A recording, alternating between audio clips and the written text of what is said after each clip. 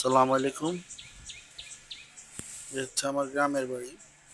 আমি ঈদের ছুটিতে প্রায় 1 বছর পরে গ্রামে আসলাম। এই যে দেখেন ঢোকার পথের রাস্তা। এটা বিশাল আমার বড় বাড়িটা আমাদের। আমার পৈতৃক সম্পত্তি। আমার 4 জন চাচা, আমার দাদার 4 জন ছেলে ছিল। 4 জনের মধ্যে এই যে সামনেরটা হচ্ছে সেই চাচার ঘর উনি নতুন করছেন। আর ওই যে যেটা এই সাইডে বামেরটা হচ্ছে আমার মেজো কাকার ঘর। আর ওই যে যেটা এটা হচ্ছে সামনের পুকুর।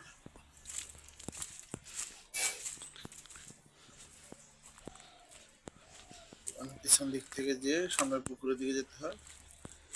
এই যে সামনের পুকুর, বিশাল বড় পুকুর, এরকম 2টা পুকুর আছে, একটা সামনে একটা পিছনে। আর সামনে যে বিল্ডিংটা দেখতেছেন এটা হচ্ছে আমাদের মসজিদ।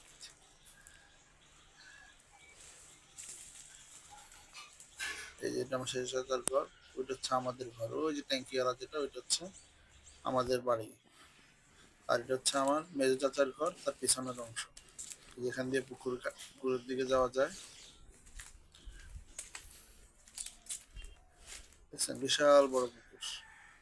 এটা হচ্ছে না রান্নাঘর, কিচেন ঘর, লার্কি, কাঠের লার্কি স্টোরেজ করেন। এটা হচ্ছে আমার ছোট চাচার পিছনের অংশ।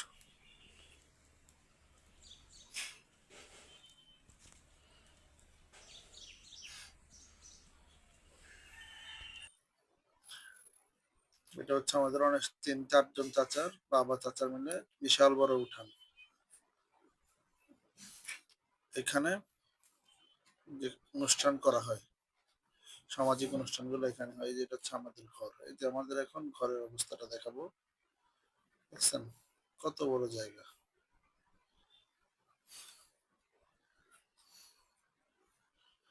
বিশাল বড় জায়গা। যেটা হচ্ছে আমাদের ঘর।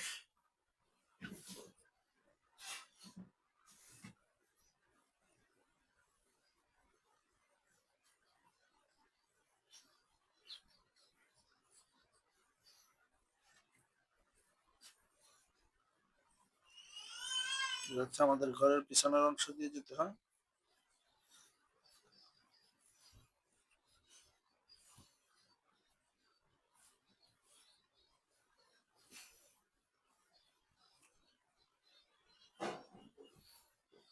আমাদের ঘরে অবশ্য একজন থাকে, আমার একজন ভাই থাকে। আমার বড় ভাই মাঝে মধ্যে সেখানে যে গরু পালন করে, তার 5টা গরু আছে। তো পরিবেশটা ভালো লাগে নাই, নোংরা হয়ে গেছে, গন্ধ গন্ধ লাগে।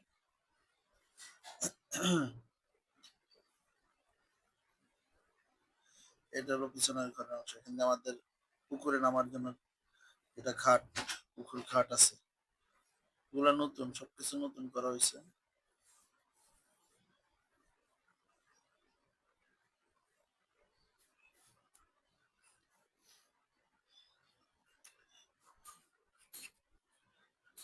কল ঘর গোসল করার জন্য। দেখছেন পুকুর ঘাট, 2টা পুকুরে মাসাল্লাহ বেশ বড়।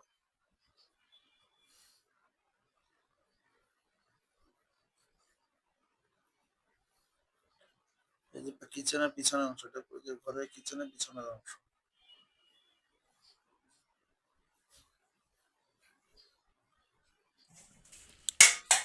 আর এটা হচ্ছে আমার ছোট চাচার ঘরের পিছনের অংশ। এই যে এটা একটা পুকুর, কল, গোসল করার জন্য কল আর পুকুর আছে।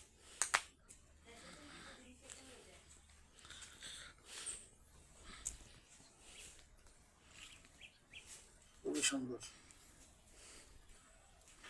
আমার বড় মেয়ে পছন্দ করে না গ্রামের বাড়ি।